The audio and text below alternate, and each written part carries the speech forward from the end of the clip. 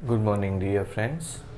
તો આજના આ વિડીયોમાં આપણે જે ગઈ વખતેના વિડીયોમાં મેં તમને એક કહ્યું હતું કે તમે આ બેમાં ફેરફાર કમ્પેર કરજો.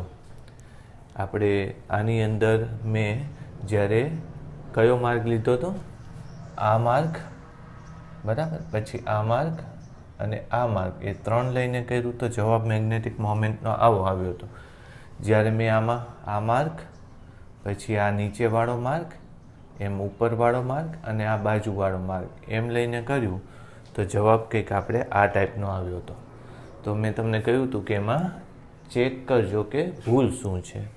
તો ભૂલ હવે જુઓ, બહુ સહેલી છે કે આપણે ભૂલથી અહીંયા શું કર્યું છે, આ પોઈન્ટને a/√2 લીધો છે, પણ a/√2 ન થાય ને. આ પોઈન્ટ જો a0 હોય, આ પોઈન્ટ 0 હોય તો આ પોઈન્ટ શું થશે, a0 થશે. બસ એ આપણી ભૂલ હતી.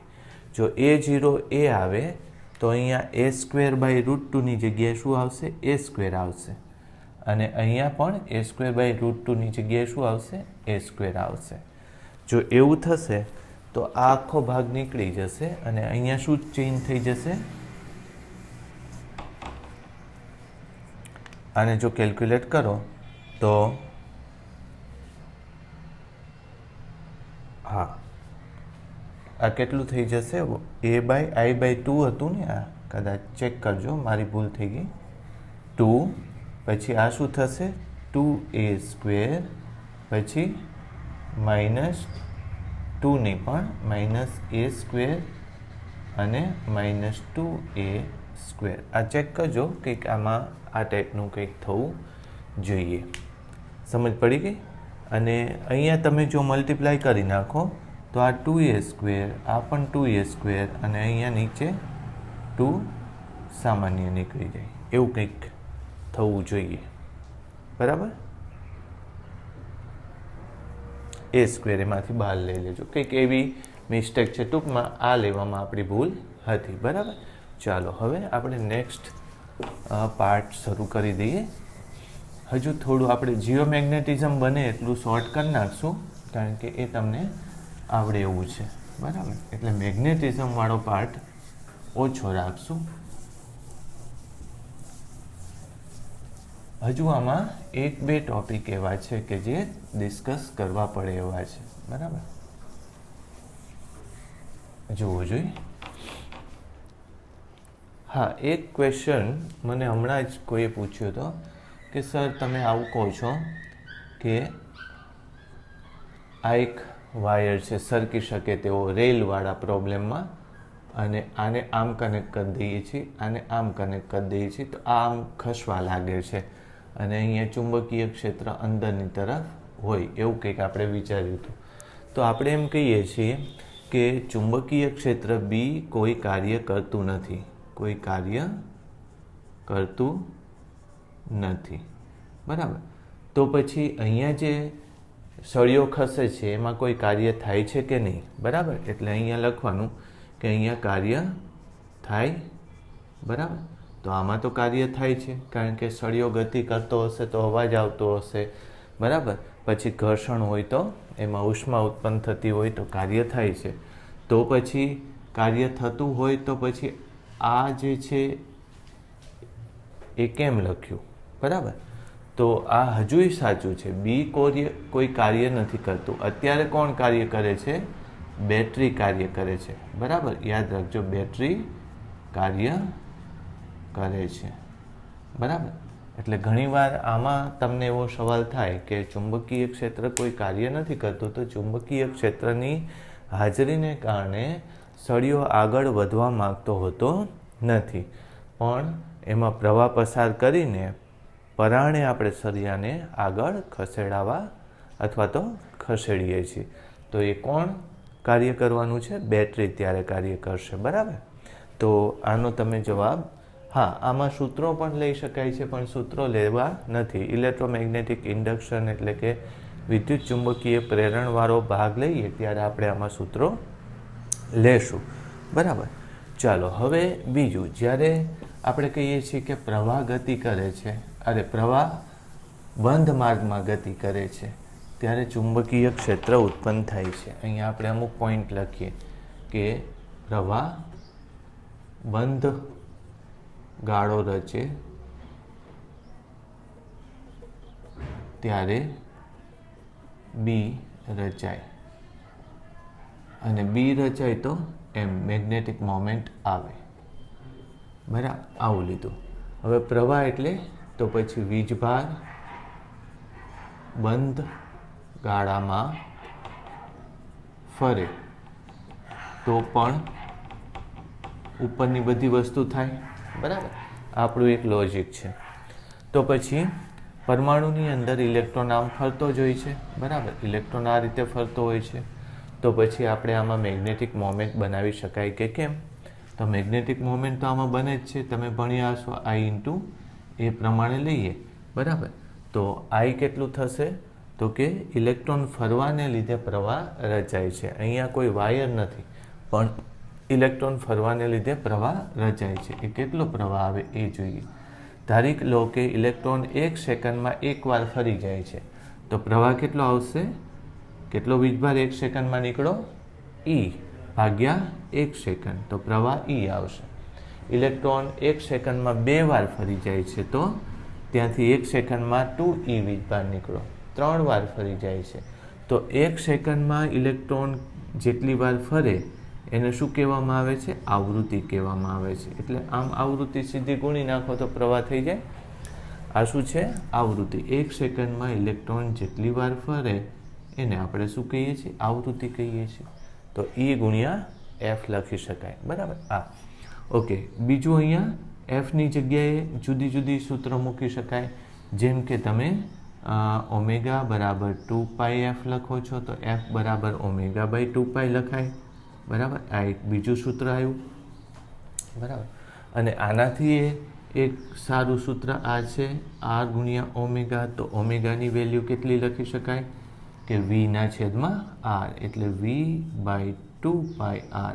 આ સૂત્ર ઘણીવાર વધારે કેસીસમાં જોવા મળે છે. બરાબર, આ બધાય સૂત્રોનો આપણે ઉપયોગ તો આવે જ છે. ઘણીવાર આવતકાળ પણ આમાં હોય. બરાબર, તો આવતકાળ એટલે શું થશે? એક એ પણ સૂત્ર લખીએ. બરાબર, એક આ સૂત્ર E ગુણ્યા F, બીજું આ સૂત્ર, ત્રીજું એક આપણે Eના છેદમાં આવતકાળ. આ સૂત્ર બહુ કામનું નથી, પણ આ સૂત્ર કામનું છે, આ સૂત્ર કામનું છે, આ સૂત્ર કામનું છે. બરાબર, ઓકે. એટલે આમાં હું શું કહેવા માગું છું કે કોઈ પણ વિદ્યુત ભાર જેટલી આવૃત્તિથી પરિભ્રમણ કરતો હોય તો એના પ્રમાણસર આમાં પ્રવાહ રચાય છે. બરાબર, અને એ પ્રવાહને તમે આમાં મૂકી દો તો મેગ્નેટિક મોમેન્ટ મળે. એટલે magnetic moment is equal two જો આપણે લખીએ તો EF, કાં તો ઇલેક્ટ્રોનના પરિભ્રમણનું આ પણ વેગવાળું સૂત્ર વધારે અગત્યનું છે. એટલે હું એ લખું EV બાય 2πr, અને એ એટલે πr². તો પાઈ નીકળી જશે, એક R નીકળી જશે, તો EVRના છેદમાં 2. બરાબર, આવું મેગ્નેટિક મોમેન્ટ મળે છે. શેમાં? તો કે ઇલેક્ટ્રોન V વેગથી કોઈ માર્ગમાં ગતિપથ ઉપર ફરતો હોય ત્યારે એને આટલું મેગ્નેટ, ઇલેક્ટ્રોન નહીં પણ કોઈ પણ ચાર્જ લઈ શકાય. જો H પરમાણુ હોય, બરાબર, H પરમાણુ અથવા હાઇડ્રોજેનિક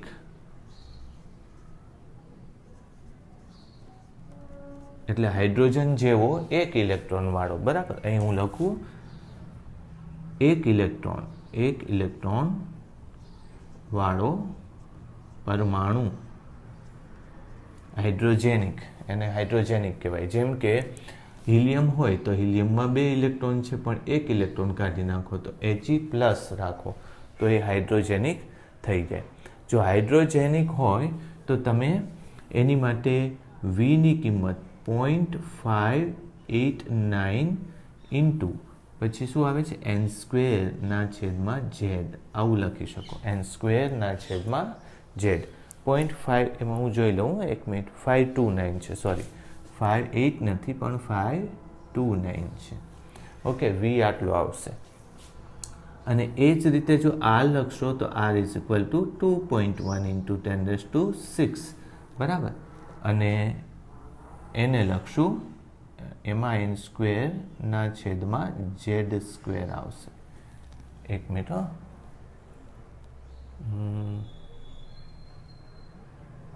એનના છેદમાં ઝેડ આવશે. મારા ખ્યાલથી ચેક કરી લઈએ આપણે. ઝેડના છેદમાં એન છે ને આમાં એન સ્ક્વેરના છે. ઝેડના છેદમાં એન છે. ઝેડના છેદમાં એન.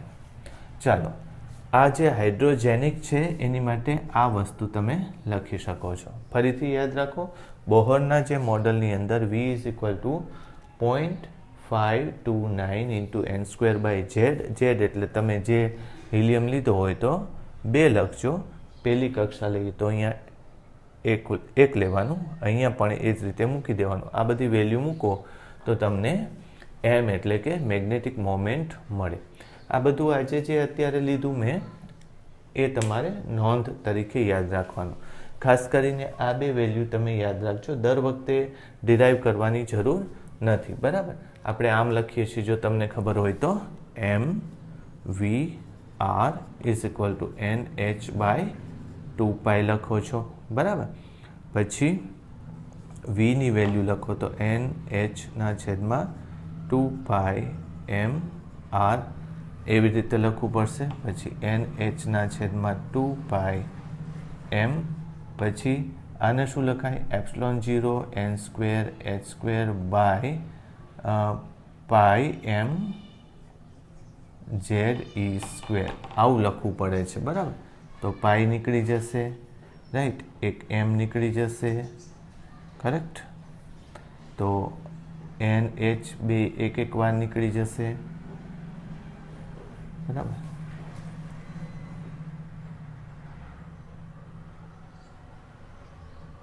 હા, એક જ મિનિટ. વી અને ઝેડ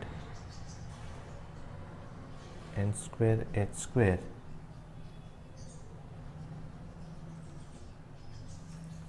આમાં ઝેડ બાય એન હશે. આ ઝેડ બાય એન થશે અને આ એન સ્ક્વેર બાય ઝેડ થશે. ચેક કરજો. તો કેટલી વસ્તુ બાકી રહી જુઓ તો, ઈ સ્ક્વેર. પછી નીચે શું બાકી રહ્યું? 2 એપ્સિલોન 0 એચ, બરાબર, into Z by N, correct. આવું બાકી રહ્યું. હવે આ એકવાર કેલ્ક્યુલેશન કરી જોજો, જો કેટલી આવે છે, બરાબર. મારા ખ્યાલ પ્રમાણે આવી જવું જોઈએ.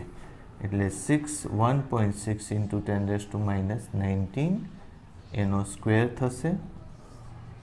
2 ઇન્ટુ 8.85 10⁻12 ઇન્ટુ 6.63 ઇન્ટુ 10⁻34 એટલે 44 46 18 દુ 36, બરાબર. 18 દુ 36 એટલે મેં કદાચ આ ખોટું લખ્યું, બરાબર ને. આપણે જે વેલ્યુઝ લખેલી હતી ને એ સાચી જ હતી. આને શું લખશું? એન સ્ક્વેરના છેદમાં ઝેડ. અને આને લખશું ઝેડના છેદમાં એન, કરેક્ટ. અને આ શું હશે? વી હશે. અને આ શું હશે? આર હશે. ચેક કરો જોઈએ. મારા ખ્યાલથી બરાબર આવી જવું જોઈએ. અને ઇન્ટુ ઝેડ બાય એન એટલે તમે આ વેલ્યુ ડિરાઈવ કરીને રાખવાની છે તમારે. 1.6નો સ્ક્વેર, પછી 2 ઇન્ટુ 8.85 ઇન્ટુ 6.63. આ મેં તમને કીધું એમ 44 46 થશે. અને આ 38 થશે. એટલે 6 પાવર જેવું આવે છે. એટલે મારા ખ્યાલથી બરાબર જ થઈ જવું જોઈએ, બરાબર. એકવાર તમે ચેક કરી લેજો. પણ આ વી હોવું જોઈએ, આ આર હોવું જોઈએ, કરેક્ટ. ચાલો, હવે બાકીની કેલ્ક્યુલેશન આપણે અત્યારે કરવાની જરૂર નથી. પણ એક બીજી આમાં હું તમને સમજૂતી આપી દઉં. એમ જે આવ્યું એ જ રીતે આપણે આમાં જ્યારે ચાક ગતિ કરતા હોય ત્યારે એક બીજી વસ્તુ આવતી હોય છે. એને આપણે શું કહીએ છીએ? કોણીય વેગમાન કહીએ છીએ, બરાબર. તો કોણીય વેગમાન કેટલું આવે? આમ તો આની માટે કોણીય વેગમાન તમને ખબર છે NH/2π અથવા તો કોણીય વેગમાન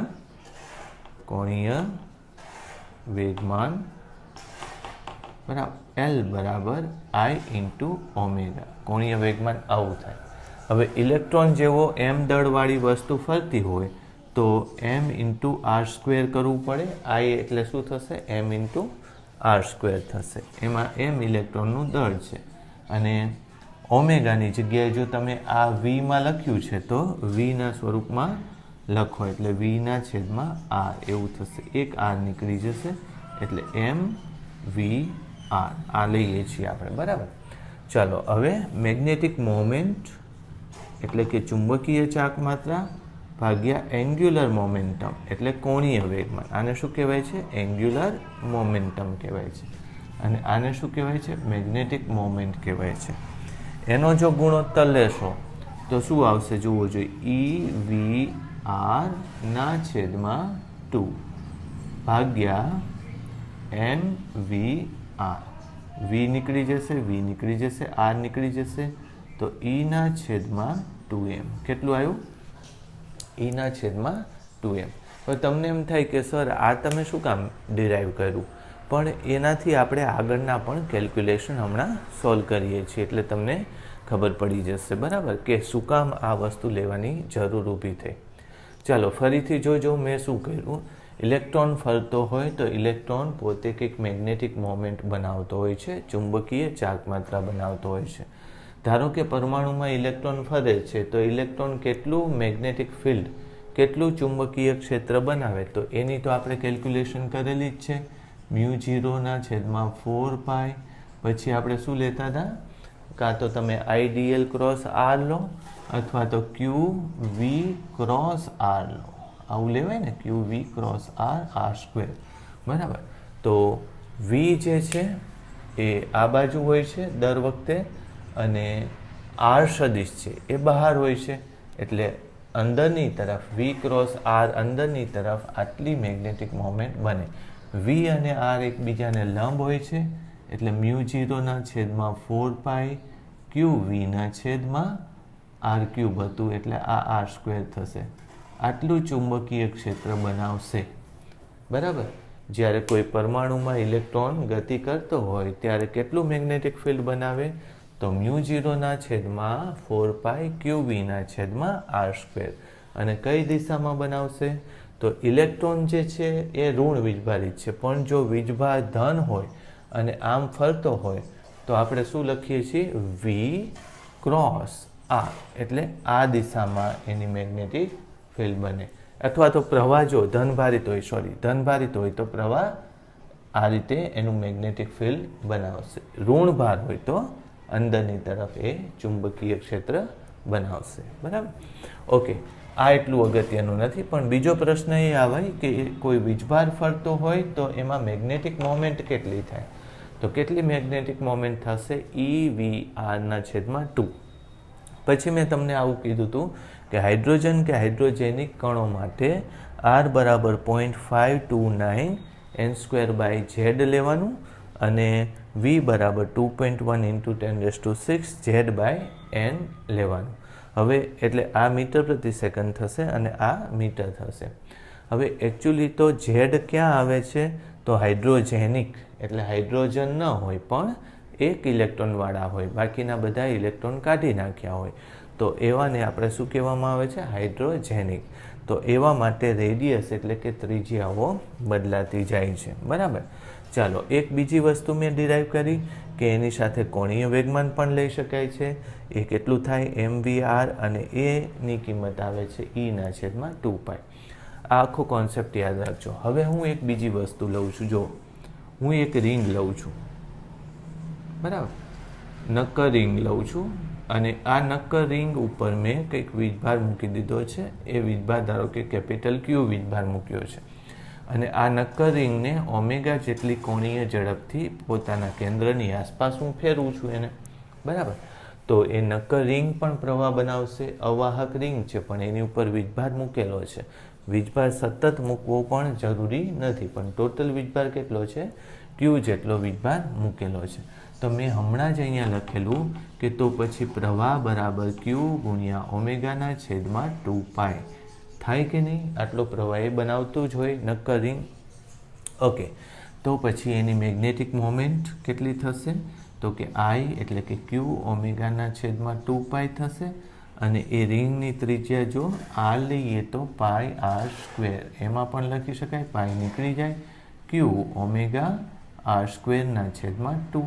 બરાબર, આના જેવું જ થાય. આને જો લખવું હોય તો શું લખાય? E ઓમેગા r²ના છેદમાં 2, કારણ કે v ને r ઇન્ટુ ઓમેગા લખી શકાય, એમાં કોઈ પ્રોબ્લેમ નથી. ચાલો, નક્કર રિંગ માટે એન્ગ્યુલર મોમેન્ટમ કેટલું થશે? કોણીય વેગમાન કેટલું થશે નક્કર રિંગ માટે? તો એ આના જેમ જ થશે કે I એટલે એ રિંગ માટે પણ કેટલું જ હોય છે? mr² જ હોય છે રિંગ માટે પણ. I જડત્વની ચાર્જ માત્રા mr² હોય છે.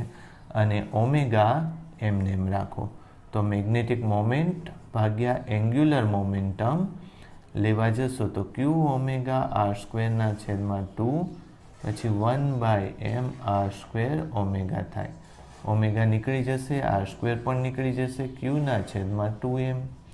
તો તમને હવે ખબર પડશે કે સર તમે જે ચાર્જ લીધો, વીજભાર લીધો પરમાણુ માટે, એમાં એક વસ્તુ અચળ આવી ગઈ. કઈ વસ્તુ અચળ આવી ગઈ? ચુંબકીય મેગ્નેટિક મોમેન્ટ એટલે કે ચુંબકીય ચાર્જ માત્રા ભાગ્યા કોણીય વેગમાન. એની કિંમત Eના છેદમાં 2m અચળ આવી.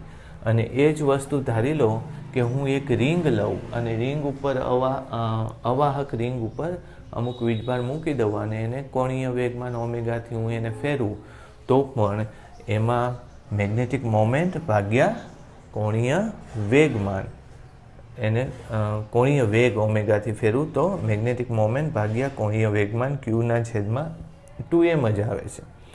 આનું હજુ એક આપણને એમ થાય કે આ બે વસ્તુ અચળ આવી એટલે બધામાં અચળ આવતી હશે. તો હજી એક વસ્તુ આપણે આમાં સાથે સાથે લઈ લઈએ અને પછી એનો એક નિષ્કર્ષ તારવી લઈએ. આ યાદ રાખજો કે આ અચળ આવી ગયું, બરાબર, અને આ પણ કેવું આવી ગયું? અચળ આવી ગયું. એ હવે ઝડપ ઉપર આધાર નથી રાખતું. તમે કેટલો વીજભાર મૂકેલો છે એની ઉપર આધાર રાખશે અને તમે એનો કેટલું દળ લીધું છે એની ઉપર આધાર રાખશે.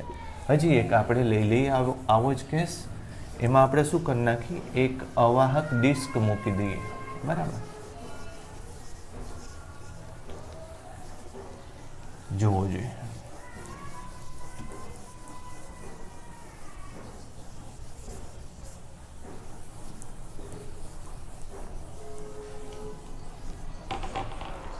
ચલો, હવે આવી એક ડિસ્ક છે આપણી પાસે, તકતી છે, બરાબર. અને તકતીની પહેલાં મેગ્નેટિક મોમેન્ટ આપણે ડિરાઈવ કરવી છે. તો આપણે શું કરી નાખશું? એની ઉપર ટોટલ વીજભાર ધારો કે ક્યુ મૂકેલો છે. ઘણીવાર શું થશે? ઘણીવાર એ તમને વીજભાર ઘનતા આપશે, તો એ ઘનતાના આધારે કેલ્ક્યુલેશન થઈ શકે. અત્યારે આપણે r ત્રિજ્યાની એક રિંગ લઈએ, સ્મોલ r ત્રિજ્યાની એક રિંગ લઈએ અને એની જાડાઈ કેટલી લઈએ? અવગણી શકાય એટલી જાડાઈ લઈએ, બરાબર. એટલે સૌથી પહેલાં તો આ રિંગ ઉપરનો વીજભાર ધારો કે dq જેટલો હોય, બરાબર. તો આપણે પહેલાં એનો પ્રવાહ ગણવાનો.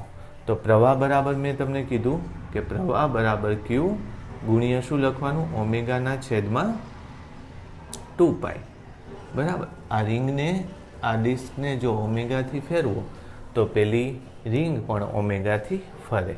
અત્યારે આપણો સવાલ એ છે કે ક્યુ કેટલો થશે આમાં, બરાબર. એટલે આ જે વીજભાર છે આને dq લખશું, સોરી, આ વીજભારને શું લખશું? dq લખશું વીજભાર. તો આ પ્રવાહને પણ શું પ્રવાહ લખશું? di પ્રવાહ લખશું. ચાલો, તો આ dq. હવે આપણે આમ લખશું, જો કે આખા રિંગનું ક્ષેત્રફળ, ડિસ્કનું ક્ષેત્રફળ કેટલું છે? તો કે પાઈ કેપિટલ r². કેટલું છે? પાઈ કેપિટલ r² જેટલું જો ક્ષેત્રફળ હોય તો એમાં કુલ વીજભાર મેં મૂકેલો છે q. તો અત્યારે આનું ક્ષેત્રફળ કેટલું? આ તકતી પાતળી એવી પટ્ટીનું ક્ષેત્રફળ કેટલું? તો એ તમને ખબર છે, 2πr જેટલું એનું ક્ષેત્રફળ છે. સમજાયું ને? તો એમાં વીજભાર કેટલો આવશે? તો એનો વીજભાર dq બરાબર q ઇન્ટુ 2πr dr ના છેદમાં પાઈ કેપિટલ R સ્ક્વેર, એટલે આ નીકળી જશે 2qr dr ના છેદમાં R સ્ક્વેર. આ dq ની વેલ્યુ આવી થશે, બરાબર. તો એના ઉપરથી આપણને di મળી જશે અથવા તો I મળી જશે, પણ હું એની સાથે સીધું જ મેગ્નેટિક મોમેન્ટ જ લખી નાખું, એટલે dm બરાબર di ઇન્ટુ શું થશે a, કરેક્ટ. ચાલો, એટલે ફરીથી જો લખું તો dm બરાબર di એટલે 2qr dr ભાગ્યા R સ્ક્વેર આવું થશે, ઇન્ટુ એની જગ્યાએ તમે શું લખશો, પાઈ સ્મોલ r સ્ક્વેર આવું લખશો તમે. એની જગ્યાએ પાઈ સ્મોલ r સ્ક્વેર લખશો તો જો 2 પાઈ ક્યુ r square into r cube dr આવું થશે. તમે ચેક કરી લો, જો બધી જ વસ્તુ આવી ગઈ, 2 પાઈ ક્યુ આટલું થઈ જશે, કરેક્ટ. ચાલો, તો પછી એમ લખું તો મેગ્નેટિક મોમેન્ટ એટલે 2 પાઈ ક્યુ ના છેદમાં R સ્ક્વેર, પછી સંકલન R ક્યુબ અને dr. તો 2 પાઈ ક્યુ ના છેદમાં R સ્ક્વેર, આપણે પ્રવાહ નથી ને, આ dq થયો ને, પ્રવાહ લેવાનો હજી, તેથી di બરાબર dq બરાબર ઇન્ટુ શું લખ્યું હતું આપણે, જો ઓમેગાના છેદમાં 2 પાઈ લખ્યું હતું ને, ઓમેગાના છેદમાં 2 પાઈ, એટલે અહીંયા મારે શું લખવું પડે, dq. આમાં જો કે હું છે ને મેં શું કર્યું છે, આ જ વસ્તુ મૂક્યું છે, એટલે ઓમેગાના છેદમાં 2 પાઈ આમાં એડ કરી નાખું, બરાબર. ઓમેગાના છેદમાં 2 પાઈ એડ કરી નાખું, ઓમેગાના છેદમાં 2 પાઈ એડ કરી નાખું, કરેક્ટ. આમાં મૂકી દેશું, ચાલો, ઓમેગાના છેદમાં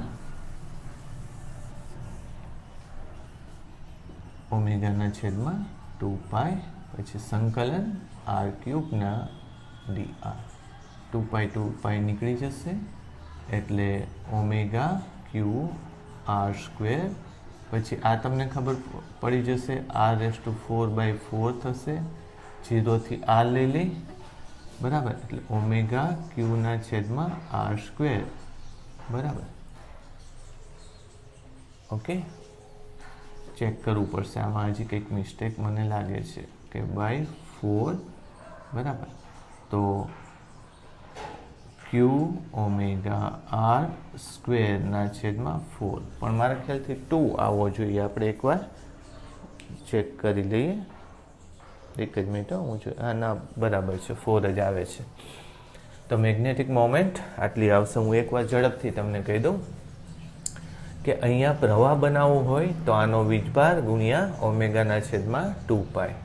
આનો વીજભાર કેટલો થાય, તો કે આખાનો વીજભાર પાઈ R સ્ક્વેર ક્ષેત્રફળમાં ક્યુ વીજભાર છે, તો આનું ક્ષેત્રફળ કેટલું થશે, 2 પાઈ R dr ક્ષેત્રફળમાં કેટલો વીજભાર થાય, તો આને આવી રીતે મૂકી દો તો આટલો થશે. આ dq ને તમે આમાં મૂકી દો, એટલે di મળશે dq into pi by omega by 2 pi, બરાબર. અને dm બરાબર di ઇન્ટુ a. હવે di એટલે શું થાય, આમાં હું હજી એકવાર મૂકી દઉં, dq ની વેલ્યુ મૂકી દઉં, 2qr dr ના છેદમાં R સ્ક્વેર ઓમેગા બાય 2 પાઈ, એટલે આ વસ્તુ ઇન્ટુ a, આ વસ્તુ ઇન્ટુ a એટલે પાઈ R સ્ક્વેર, બરાબર. આનું બરાબર, એનું જ લેવું પડે ને ક્ષેત્રફળ. આને સોલ્વ કરો તો, એનું સંકલન કરો તો m મળી જશે, એટલે આ મેગ્નેટિક મોમેન્ટ થઈ ગઈ. ચાલો, હવે એન્ગ્યુલર મોમેન્ટમ એટલે કોણીય વેગમાન જો લેવાનું થાય તો કોણીય વેગમાન કેટલું થશે, તો તમને ખબર છે ડિસ્ક માટેનું કોણીય વેગમાન કેટલું થાય.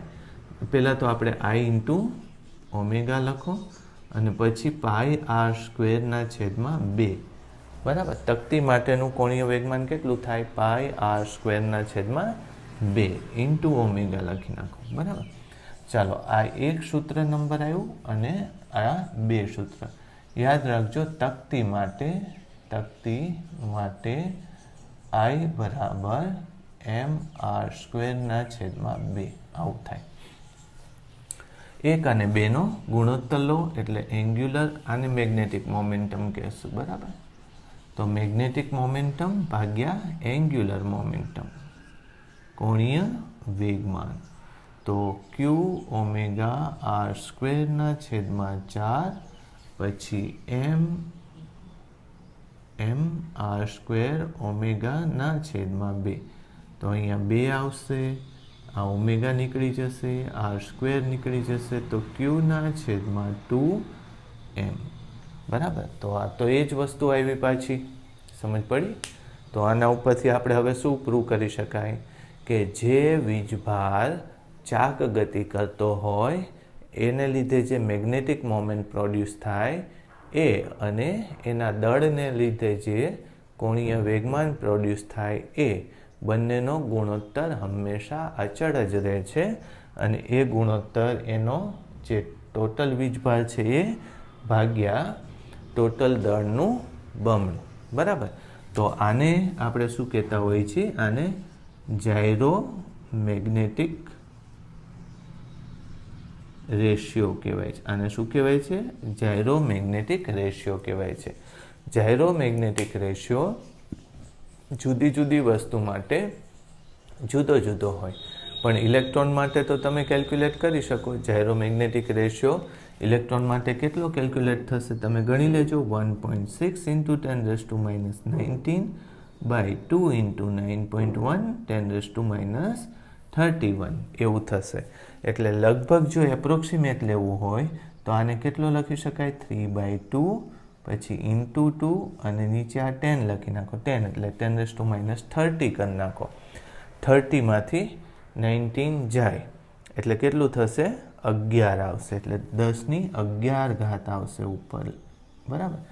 એટલે આ 3/4 એટલે 1.33 × 10⁻11ની આજુબાજુ કંઈક વેલ્યુ આવવી જોઈએ. ચેક કરજો કે આપણી ભૂલ નથી ને. 1.23 × 10⁻11 કે સમથિંગ એવું કંઈક છે. બરાબર. ચેક કરજો. ઓકે. તો હવે આ વસ્તુ ખબર પડી ગઈ. હવે આ મેં તમને પર્પઝફુલી શીખવાડેલું છે. આવું બધું કોઈ પણ બુકની અંદર મારા ખ્યાલથી સ્પષ્ટ નથી લખેલું. બરાબર. કે જાયરો મેગ્નેટિક રેશિયો કોણીય ગતિ કરતી બધી વસ્તુ માટે અચળ આવે. તો આપણે એની વાત કરીએ કે એનો યુઝ ક્યાં કરી શકાય. એક JEEમાં ખૂબ અઘરો પ્રશ્ન પૂછાયેલો હતો. બરાબર. અને એના આધારે આપણને ખબર પડશે કે આ પરિણામની ઉપયોગિતા શું છે. બરાબર.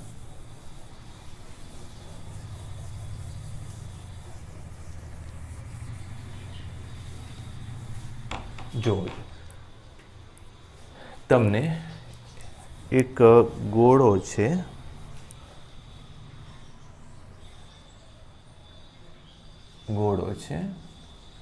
ગોળાને આમ ફેરવવાનો છે. ગોળા ઉપર વિદ્યુત ભાર Q મૂકેલો છે, કોણીય વેગમાન ઓમેગા છે અને તમને શું પૂછ્યું છે કે એની ચુંબકીય ચાક માત્રા શોધો. ગોળાની ચુંબકીય ચાક માત્રા બરાબર એમ કેટલી થાય? તમે વિચારો. તો હવે આ તો ખૂબ અઘરું થશે કારણ કે ગોળા માટે તમારે શું વિચારવું પડશે? એક સેલ કવચ વિચારવું પડશે અને કવચ જો ઓમેગા જેટલી ઝડપથી ફરતો હોય તો એનો પ્રવાહ વિચારવો પડે. પછી પાછું કવચની ત્રિજ્યા લઈને આ રીતે કરવું પડે ને કે પહેલાં તે કવચ લેવું પડે. બરાબર. પછી કવચનો પ્રવાહ લેવો પડે. પ્રવાહ ઉપરથી પછી ક્ષેત્રફળ લેવું પડે, મેગ્નેટિક મોમેન્ટ લેવી પડે. પણ એ તો અઘરું છે. પછી સંકલન કરવું પડે આખું. બરાબર. સંકલન. તો આ વસ્તુ ખૂબ લાંબી થઈ જાય. પણ એની જગ્યાએ તમને ખબર છે કે દરેક વસ્તુ માટે મેગ્નેટિક મોમેન્ટ ભાગ્યા એંગ્યુલર મોમેન્ટમ કુલ વીજભાર ભાગ્યા 2m આવે જ છે. 2m એટલે એનું દળ છે. આવું આવે જ છે. બરાબર. આ એક સૂત્ર. પછી એંગ્યુલર મોમેન્ટમ કવચ માટે કેટલું આવશે? તો એંગ્યુલર મોમેન્ટમ કવચ નહીં, ગોળા માટે કેટલું આવશે? 2 I ઇન્ટુ ઓમેગા, અને આઈની કિંમત કેટલી? 2/5 mr². ગોળા માટે આ ખબર છે તમને, 2/5 mr² ઇન્ટુ ઓમેગા આવશે. તેથી સૂત્ર 1નો ઉપયોગ કરો તો મેગ્નેટિક મોમેન્ટ બરાબર Q/2m ગુણ્યા એન્ગ્યુલર મોમેન્ટમ બરાબર Q/2m એન્ગ્યુલર મોમેન્ટમ ખબર છે 2/5 ઇન્ટુ mr² ઓમેગા.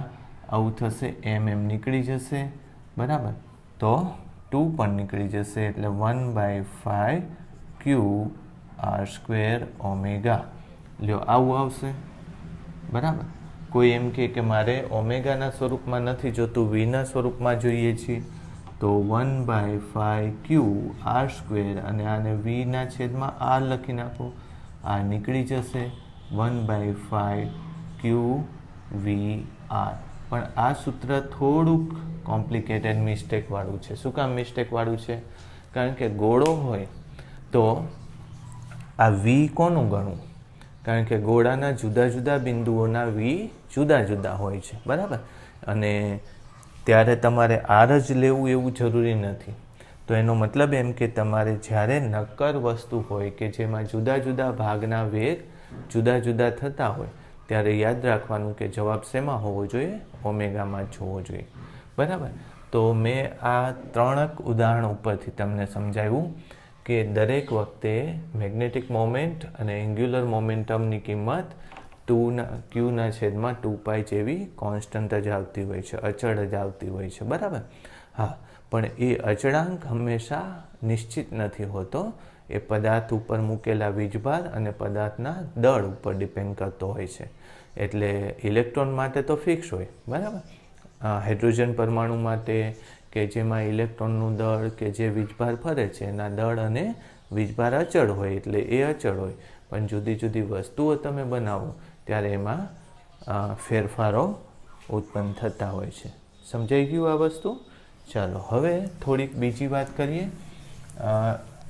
ખાસ કરીને જ્યારે કોઈ પ્રવાહધારિત ફ્રેમ અથવા તો ગૂંચળું ચુંબકીય ક્ષેત્રમાં મૂકીએ ત્યારે શું થાય છે એની વાત કરીએ.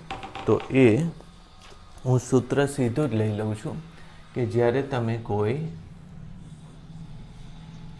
I પ્રવાહવાળું ગૂંચળું કે ફ્રેમ ચુંબકીય ક્ષેત્ર બીની અંદર કે B0ની અંદર મૂકો છો ત્યારે એની ઉપર ટોર્ક પ્રોડ્યુસ થતું હોય છે. એની ઉપર બળ પણ લાગતું હોય છે, પણ ટોર્કનું સૂત્ર શું લગાડી શકાય? એટલે I into MB sine theta હોય છે. આમ તો શું હોય છે? MB સાઇન થીટા હોય છે, M ક્રોસ B હોય છે. પછી I ઇન્ટુ A લખી શકાય, B સાઇન થીટા, આવું હોય છે. આ ટોર્કનું સૂત્ર હોય છે બરાબર. એની સાથે બળ કઈ દિશામાં કેટલું લાગે છે એ પણ નક્કી કરી શકાય. પણ આ ટોર્ક શું સૂચવે છે તમને? કે આ જે છે એની ઉપર ટોટલ બળ કેટલું લાગે છે? 0 લાગે છે. ટોટલ બળ કેટલું લાગે છે? F નેટ હંમેશા 0 લાગે. શું કામ? કારણ કે આની ઉપર જો સમાન ચુંબકીય ક્ષેત્ર હોય તો યાદ રાખજો, ચુંબકીય ક્ષેત્ર કેવું હોવું જોઈએ? સમાન B હોય તો, સમાન એટલે યુનિફોર્મ હોય તો બરાબર. ઓકે, F નેટ શું કામ 0 લાગે છે? તો આની ઉપર આ બાજુ જે બળ લાગતું હશે એટલું જ આ બાજુ લાગતું હશે, અથવા તો અંદર તરફ લાગતું હશે તો પછી આમાં પણ અંદર તરફ એટલું જ બળ લાગશે. પછી ઉપર પણ એવું થશે. આપણે ચેક કરી લઈએ કે પ્રવાહ બધામાં કેટલો છે? સરખો છે. તમને ખબર છે કે પ્રવાહ આમ જાય છે. આની વાત કરીએ તો આમ જાય છે, ચુંબકીય ક્ષેત્ર અંદર છે બરાબર. એટલે આમ જો હું વિચારીશ તો મને બળ આ બાજુ અહીંયા લાગશે બરાબર. આમાં બળ આમ નીચે લાગશે, અહીંયા પણ આમ લાગશે. બધા બળો કેટલા છે?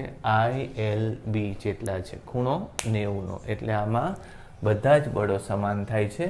એટલે F નેટ તો ઓલવેઝ 0 જ આવવાનું છે. જો હું કદાચ આવું ન મૂકું અને કદાચ વર્તુળાકાર આવો લૂપ મૂકું તો પણ F નેટ 0 જ આવશે. એમાં F નેટ કેટલું આવશે? 0. અને કદાચ એવું ન મૂકો અને આવું મૂકો તો પણ F નેટ કેટલું આવશે? 0. આ મેં સમજાવ્યું છે તમને કે બંધ લૂપ માટે એફને ચુંબકીય ક્ષેત્રમાં 0 જ આવવાનું છે. ઓકે, ટોર્ક આવશે કે કેમ? તો અત્યારે તમે જુઓ તો ટોર્ક એટલે આ સાઇન થીટા કોની વચ્ચેનો ખૂણો છે. જો આ લખશો તો એ અને બી વચ્ચેનો ખૂણો છે, બરાબર. તો બી કઈ બાજુ છે? અંદર. અને એ કઈ બાજુ છે? પ્રવાહને આધારે એને લંબ લેવાનું, આ ફ્રેમને પ્રવાહને આધારે અંદર. તો અત્યારે એફ અને બી એક જ દિશામાં છે, એટલે બંને વચ્ચેનો ખૂણો 0 થાય, એટલે સાઇન થીટા 0 થાય, બરાબર. એટલે એ પણ અત્યારે કેવું છે? ટોર્ક પણ અત્યારે કેવું છે? 0 છે. યાદ રાખજો. એટલે આ સ્ટેબલ રહેવા માગે છે, અહીંયા ને અહીંયા રહેવા માગે છે. પણ ધારો કે આ રીતે જે ફ્રેમ છે એને હું આમ ખસેડીશ તો ખૂણો થોડોક વધશે અહીંયા, કારણ કે ચુંબકીય ક્ષેત્ર અંદર છે. આમ તમે વિચારો, ચલો અહીંયા ચુંબકીય ક્ષેત્ર આમ હતું ને આમ લઈ જશે, એટલે બે વચ્ચેનો ખૂણો કંઈક વધશે, અને ખૂણો વધશે તો ટોર્ક એમાં ઉત્પન્ન થશે. પણ ટોર્ક 0 થવાની કોશિશ કરે, એટલે પાછું આમ જતું રહેવાની કોશિશ કરે. ખૂણો અહીંયા કેટલો આવશે? તો ખૂણો અહીંયા યાદ રાખજો, ખૂણાની વેલ્યુ 0 થી 90 જ હોય. કેટલી હશે ખૂણાની વેલ્યુ? 0 થી 90 જ હશે આમાં. હા, ઓકે. તમે એમ કહો કે સર ઓપોઝિટ હોય તો વાંધો નહીં, ચલો 180 રાખી લો. પણ આપણે જે ખૂણો હોય એ કાં તો 180 તરફ જવાની કોશિશ કરશે, કાં તો 0 તરફ જવાની કોશિશ કરશે. એટલે જુઓ, સમજો કે આ આમ હતું, અંદરની તરફ હતું, પછી આમ ખસે તો આ ખૂણો આમ જવાની કોશિશ કરશે, પણ એને આટલો ખૂણો હું ટ્વિસ્ટ કરી લઈશ તો પછી આમ જવાની કોશિશ કરશે. સમજાયું ને? ટોર્ક 0 આ બાજુ જ થાય છે, એટલે અહીંયા હું આટલો ખેંચીશ તો પણ આમ જશે, આમ ખેંચીશ તો ટોર્ક 0 થઈ ગયું, પણ આને હું આમ સેજ ધક્કો મારીશ તો આમ જતું રહેશે. સમજ પડી? એટલે ટોર્ક 180 એ 0 થાય અને 0 એ પણ 0 થાય. પણ જ્યારે 180 હોય ત્યારે અસ્થાયી એની સ્થિતિ છે, અને જ્યારે 0 હોય ત્યારે એની સ્થાયી સ્થિતિ છે. ચલો એને વધારે સારી રીતે સમજીએ કે તમને ખબર છે કે એફ નેટ 0 હોય અને ટોર્ક 0 હોય નેટ, ત્યારે એ કેવી સ્થિતિ છે? સંતુલનમાં છે. એવું કીધું છે મેં તમને, સંતુલનમાં છે.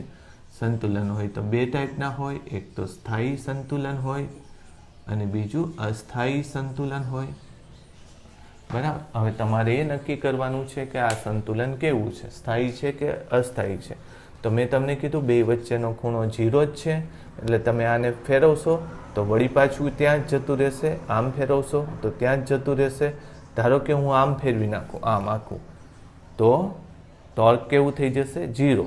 પણ અહીંથી આમ ફેરવીશ એટલે પાછું ત્યાં જ જતું રહેશે. એટલે અત્યારનું સંતુલન કેવું છે? સ્થાયી. પ્રવાહની દિશા હું બદલી નાખું, બરાબર, આવી કરી નાખું તો મને કહો તો કે સંતુલન કેવું છે. ચાલો, તો પછી એની દિશા કેવી આવશે? બહાર આવશે. ચુંબકીય ક્ષેત્ર અંદર આવશે. એટલે મેં તમને કીધું કે આ સદિશ આમ છે, ચુંબકીય ક્ષેત્ર અંદર છે, એટલે ટોર્ક અત્યારે 0 છે, પણ આને હું સેજ આમ ફેરવીશ તો આમ થઈ જશે આખું. સમજાય? અને જો હું સેજ ધક્કો મારીશ તો આમ થઈ જશે આખું. તો એ સંતુલન કેવું છે? અસ્થાયી સંતુલન છે. બીજા વાળું સંતુલન કેવું છે? અસ્થાયી. પહેલા વાળું સ્થાયી. એને બીજી રીતે સમજી શકાય. જો આમ છે, બળો અંદર તરફ લાગશે. સમજાયું? આમ બળો અંદર તરફ લાગશે. જો આ અક્ષની વાત કરીએ તો આને તમે, આ ફરતું નથી, હું બે બાજુ ધક્કો મારું છું, ફરતું નથી, પણ હવે તમે જોજો કે હું સેજ આમ ફેરવીશ તો આમ ફરી જશે. સમજાયું ને? સેજ આ બે અંદરની તરફ ધક્કો લાગે, સેજ જો આગા પાછા હશે તો આમ ફરી જશે. તો એ ટાઈપનું છે. તો આ સંતુલન કેવું થશે? અસ્થાયી થશે. આવું અક્ષ રાખશો તો એમાં પણ આમ ફરી શકે, એટલે તમારે અક્ષના આધારે નક્કી કરવું પડે. જ્યારે અક્ષ ન હોય તો આપોઆપ શું થઈ જાય છે? કદાચ મેં ક્યારેક સમજાવ્યું હશે, જ્યારે અક્ષ ન હોય ત્યારે બળયુગ્મના કેસમાં કોઈ પણ અક્ષને અનુલક્ષીને સંતુલન સ્થાપિત કરી શકાય, ટોર્ક લઈ શકાય. જ્યારે અક્ષ ન હોય ત્યારે બળયુગ્મના કેસમાં કોઈ પણ અક્ષ લઈને ટોર્ક ગણી શકાય. હું અહીંયા લખાવી દઉં તમને. નોંધ: જ્યારે અક્ષ, કયું અક્ષ? પરિભ્રમણ અક્ષ નક્કી ન હોય ત્યારે કોઈ પણ અક્ષ લઈ ટોર્ક લઈ શકાય, સમાન જ આવે. ચાક ગતિનું ચેપ્ટર જ્યારે હું તમને ભણાવું ત્યારે આવી વસ્તુ હું તમને સમજાવીશ. ચાલો હવે આગળના લેક્ચરમાં હવે છેલ્લો પોર્શન આપણે ડિસ્કસ કરી નાખશું. એક જ લેક્ચર હવે લેવો પડશે, ત્યારે આ ઇલેક્ટ્રોમેગ્નેટિઝમ પૂરું થઈ જશે. પરમેનન્ટ મેગ્નેટિઝમ હું તમને ભણાવીશ નહીં, કારણ કે એ ઇઝી છે અને કદાચ એ ભણી ગયા હોય તમે, એટલે એ નહીં લઈએ. આવતી વખતે ઇલેક્ટ્રોમેગ્નેટિઝમ શરૂ કરી દઈશું, બરાબર? ઇલેક્ટ્રોમેગ્નેટિક ઇન્ડક્શન શરૂ કરી દઈશું, બરાબર? એક લેક્ચર પછી. Okay, thank you.